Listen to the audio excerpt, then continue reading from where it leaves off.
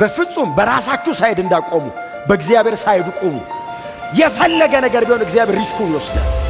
አብረኸው ከቆምክ ጦርነት መሃል ላይ ብቅ ካለለ ሮጣ መደበቅ ነው ያለብህ። በኋላ ተነስ ማልቀስ በቃ። ከዛ እግዚአብሔር እንደዚህ ያለው አትፍራ፣ አትደንግጥ፣ እንዳትፈራ እንዳትደንግጥ፣ ከባሪያዬ ከሙሴ ጋር እንደነበርኩ እንዲሁ ካንተ ጋር እሆናለሁ። አንተ በጣም ንጹሕ ስትሆን እኔ ብዙ ከብራለሁ። እናንተ ለምን ተዋችሁኝ? ያለም እነ ጴጥሮስ ጥሎስ ሄዱ። አባቴ ምን ነው ተወኝ። ፎከስ በደረስክበት ሁሉ የምትነካካ ከሆነ በፍጹም አብሬ ልቆም አልችልም አለው።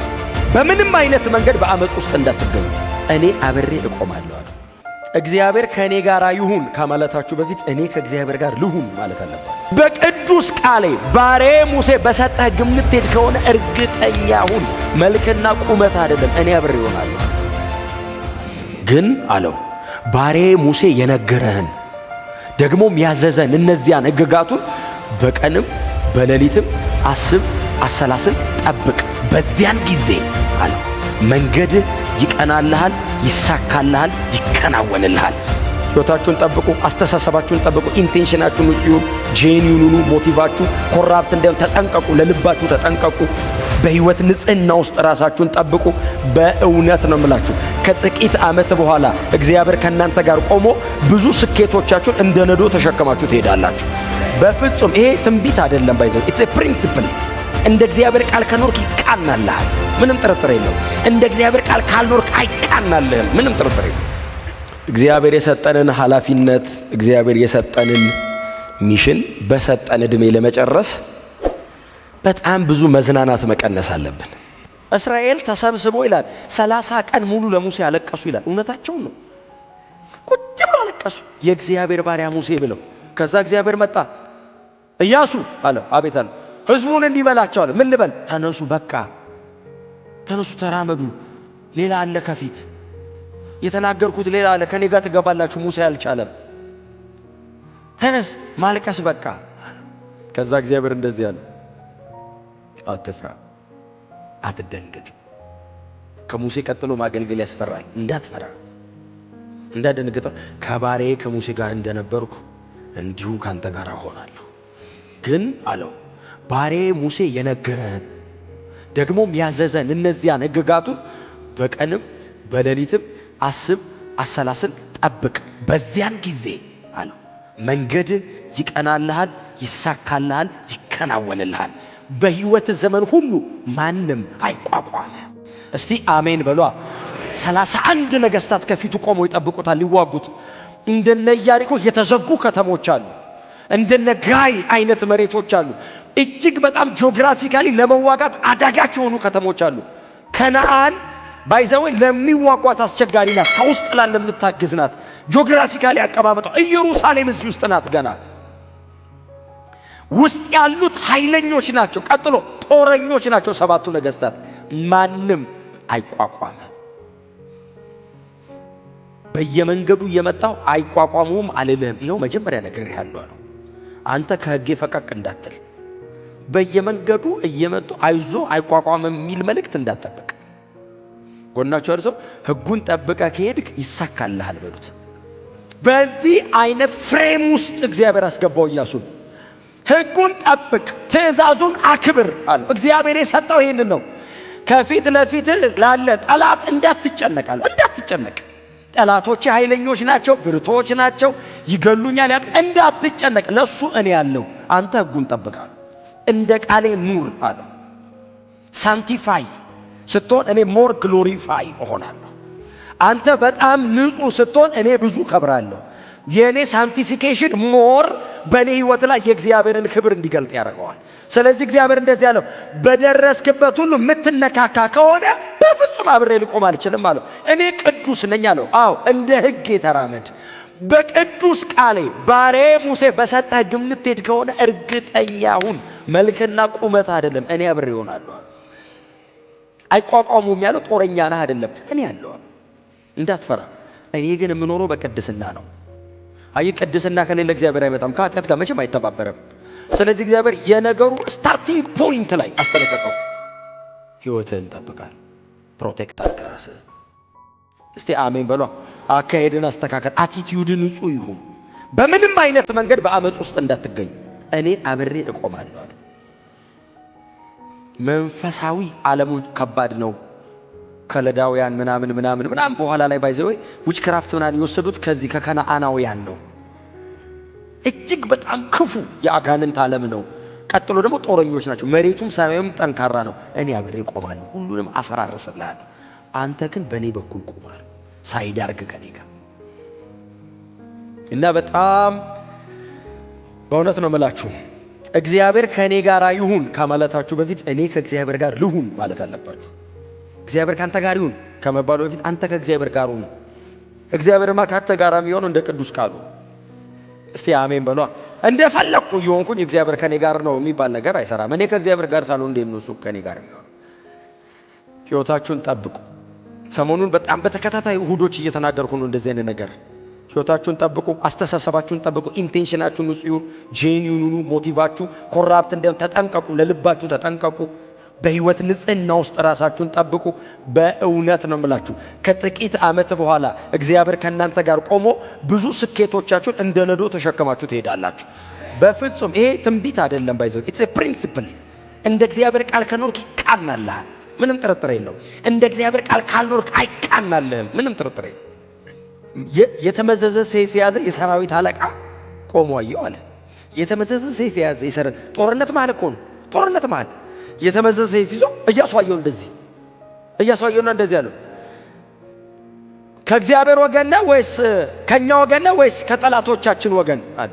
የተመዘዘ ሰይፍ የያዘ ብሎ ሰው አይደለም የሚለው የሰራዊት አለቃ። የሰራዊት አለቃ እግዚአብሔር ነው ታውቃላችሁ። እግዚአብሔር ራሱን ማኒፌስት ያደረገበት መንገድ ነው። ሊዋጋላችሁ ቆሟል እግዚአብሔር። ከኛና ከጠላቶቻችን ወገን ሲለው እግዚአብሔር እንደዚህ አለው፣ ከማንም አይደለም ከእግዚአብሔር ወገን የእግዚአብሔር የሆነ ወደ እኔ ይምጣል፣ ከኔ ጋር ሁን አለው። ምን ማለት መሰለ? ከኋላ ካልመጣ ከኔ ጋር አይደለህም አለ እና እንደ ጠላቶች ጨምሬ ነው አለው። ከእግዚአብሔር በኩል ቁሙ።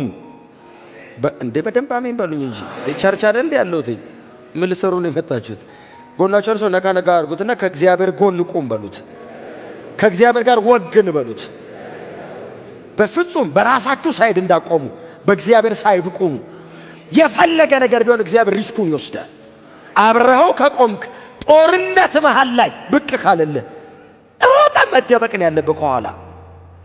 እግዚአብሔር የሰጠንን ኃላፊነት እግዚአብሔር የሰጠንን ሚሽን በሰጠን ዕድሜ ለመጨረስ በጣም ብዙ መዝናናት መቀነስ አለብን። ኢያሱ ለምንድን ነው መንገድ ላይ የቀረው? ሪላክስ አድርጎ ከዚህ በፊት የነበሩትን ምዕራፎች ብታነቡ ኢያሱ በደረሰበት ስኬት ርስት በገመድ ማካፈል ጀመረ። የሌዊ ወገን፣ የይሁዳ ወገን አካፈለ። ገና ብዙ እያለ አለው እግዚአብሔር። ኦፍ ኮርስ በጣም ብዙ ነገር እግዚአብሔር በእሱ ሕይወት አድርጓል። ትልልቅ የሚቆጠሩ ስኬቶች በላዩ ላይ ያሉ። ኢያሱን መንገድ ላይ ያስቀረው ስኬት ነው፣ መከራ አይደለም። ድል ነው መንገድ ላይ ያስቀረው። የደረሰበት ነገር ነው መንገድ ላይ ያስቀረው። እግዚአብሔር በሕይወቱ ላይ የሰራው ስራ ነው ኢያሱን መንገድ ላይ ያስቀረው። ከእግዚአብሔር የተቀበላችሁት ብዙ ድል መንገድ ላይ እንዳያስቀራችሁ። የምትሰሩት ብዙ አለ ከፊት። እግዚአብሔር መጣና ኢያሱ እንደዚህ አለው፣ የተሰራ ስራ አለ፣ አዎ። የተደረገ ነገር አለ፣ አዎ። የተወረሰ መሬት አለ፣ አዎ። በጣም መታልኛል፣ አዎ። የቀረኝ እጅግ ባይዘው ብዙ ነው ብቻ እኮ አይደለም የሚለው እጅግ በጣም ሰፊ አለ እግዚአብሔር። እግዚአብሔር እኮ ነው ያለው። እግዚአብሔር እንደዚህ ያለው እጅግ በጣም ሰፊ። እግዚአብሔር እጅግ በጣም ሰፊ ካለ አለካው ማለት ነው። ዮሐንስ ወንጌል ምዕራፍ 11 ጌታ ኢየሱስ ክርስቶስ እንደዚህ ያለ ሲናገር ስለ ዘመን፣ ስለ ጊዜ፣ ስለ አገልግሎትን ስለመፈጸም የተናገረው ነው ጌታ ኢየሱስ። እዚህ ላችኋል አልዓዛርን ሊያስነሳ የሄደበት ቀን በጣም ዝነኛ የመጽሐፍ ቅዱስ ሐሳብ ስለሆነ አልዓዛርን ሊያስነሳው ከኢየሩሳሌም ተነስቶ ወደ ቢታንያ 7 ማይል አካባቢ ነው ሊሄድ ሲል ብድግ አለ። ኑ እንሄዳለን። የት አሉት? ወደ ይሁዳ። ምን ልንሰራ? ቢታንያ እንሄዳለን። ምን ልንሰራ? ወዳጃችን አልዓዛር ተኝቷልና ልቀሰቀሰው ነው። ኧረ ጌታ ሆይ በዛ እኮ ይፈልጉሃል ሊገሉ ሲሉት ጌታ ኢየሱስ እንደዚህ አለ፣ ገና ከቀኑ 11 ሰዓት ነው፣ አልመሸም። በቀን የሚመላለስ አይፈራም። ኢየሱስ እያወራሉ ስለዚህ 11 ሰዓት አይደለም፣ ስለ ጊዜ እያወራ ነው። የተሰጠኝ ሥራ ልጨርስ ነው። ገና ነው፣ አልጨለመም። ሳልጨርሰው አይዘጋም፣ እዘጋዋለሁ ሰሞኑ። ከና አሳይመንቴ አልሞትም፣ ፈጥሚያት ነው የሚሄደው። እያዝረከረኩ ሳይዘጉ ክፍቱን ትጠውት የመጡ ብዙ ዕዳ አለው፣ ሰብስቤ እዘጋዋለሁ አለ ኢየሱስ። ኢያሱን የሚያክል ታላቅ አገልጋይ፣ እጅግ የተከበረ አባት ግን አልጨረሰም። ኤልሳን የሚያክል ታላቅ ክቡር አገልጋይ አልጨረሰም። ኤልያስም ኢቭን እኮ አልጨረሰም። ኤልያስ መጨረሰ። በምትክ ነብይ እንዲሆን ኤልሳን፣ በሰማሪያ ላይ እንዲገዛ ደግሞ ማነው አዛሄልን፣ እዩም በሶሪያ ላይ እንዲገዛ ሶስቱን ነው የምትቀባልኝ ብሎት ኤልሳን ብቻ ነው የቀባው። አዛሄልና እዩን የቀባቸው ኤልሳ ነው። ሶስቱን ትቀባለህ ተብሎ አልጨረሰም። ቶሎ ነው የሄደው። አልጨረሱም። እኔ ጨርሰዋለሁ አለ ኢየሱስ። እኔ ብጨርሰው እንደዚህ አይነት ጉዳይ ብቻ ዘላለምን ሰብስቤ ዘጋዋለሁ አለ። ያልቃል አለ እና ገና ነው አለ። የሚጨርስበት ሰዓት እየመጣ ነው። 11 ሰዓት ነው። 12ኛው ሰዓት ላይ ይዘጋል ነው። 1 ሰዓት አለኝ። እግዚአብሔር መጥቶ አባት መጥቶ እንደ ኢያሱ ልጄ ኢየሱስ የሚወረስ ብዙ ምድር ነበር አይለው። ጨርሰሃል፣ ፈጽመሃል።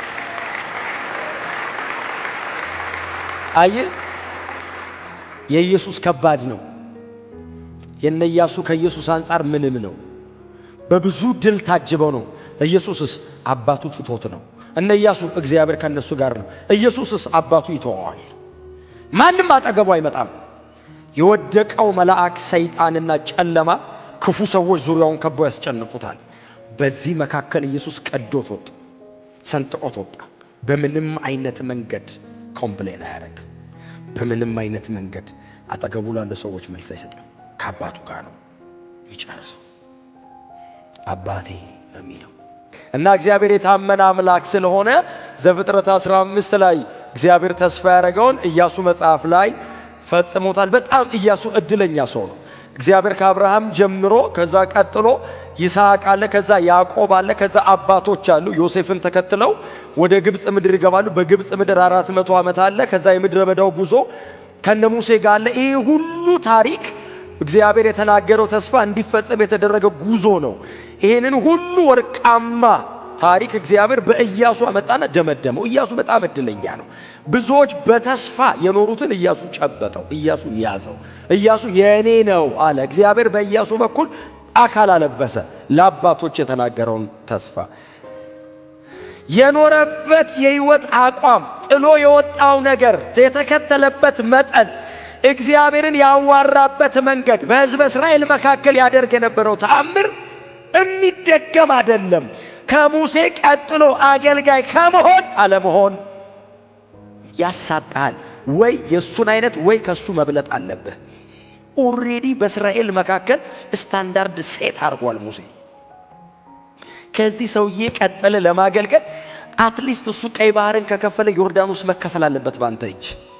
ዮርዳኖስ ሲከፈል እግዚአብሔር ካንተ ጋር ያለው የሙሴ አይነት ነህ ይለዋል። ከዛ ፀሐይ መቆም አለበት የተሻለ ለመሆን። ከዛ እግዚአብሔር አልፎ ስትዋጋ በበረዶ ድንጋይ እግዚአብሔር ሊዋጋ ይገባል። እግዚአብሔር በአካል አጠገብ መምጣት አለበት። ከሙሴ ቀጥሎ አገልጋይ ነው ይሄ ልጅ። እናንተ ለምን ተዋችሁኝ ያለ ምን ጴጥሮስ ጥለው ሲሄዱ አባቴ ምን ነው ተውከኝ። ፎከስ የድነቴን ስራ ኢየሱስ ጨርሶ የቀረ ስራ የለም። ታዲያ ጥላውን ምንድነው እንደዚህ የሚያታክልህ? አንድ ሰው ባለቀው በክርስቶስ ኢየሱስ የመስቀል ስራ አምኖ እንዲድን ምን ላዋጣ? ምንም አታዋጣም። በነፃ ነው። ኢየሱስ መንገድን ሄዶልሃል። እርሱ ስለ ኃጢአትህ እንደሞተ ስራህን ሰርቶ እንደጨረሰ በእግዚአብሔር ፊት ጽድቅ፣ ቅድስና፣ ጥበብና ቤዛነት ኢየሱስ ክርስቶስ እንደሆነ ብቻ እመን። በዚያ ቅጽበት የእግዚአብሔር ልጅ የመሆን ስልጣንና መብት እግዚአብሔር በነፃ ይሰጣል። 1000 ዓመት ፈቅዶልህ ብትኖር ያለምንም ኃጢአት በንጽህና ብትኖር የእግዚአብሔርን ጽድቅ መመጠን አትችልም። ጌታ ኢየሱስ ክርስቶስ ሰርቶ ጨርሶልሃል። በማመን ግን የእግዚአብሔርን ጽድቅ የሚመጥን ያንን ሹመትና ክብር እግዚአብሔር በልጁ ደም በኩል አንተ ይሰጣል።